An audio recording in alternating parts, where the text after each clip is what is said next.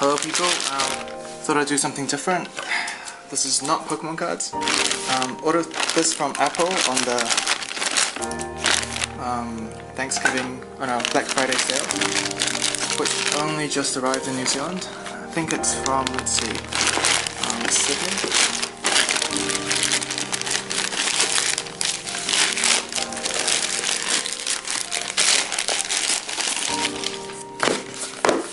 Well, here's the box. It's actually really light.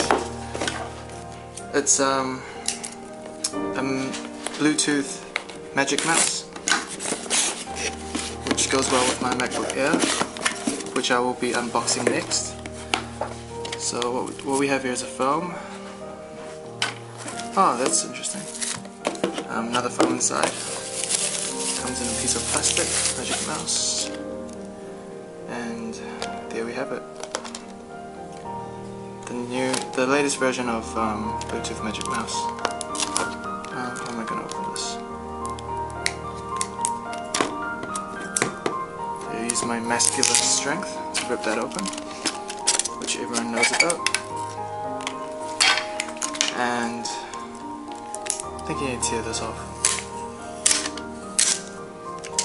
Sticky, just like the mornings.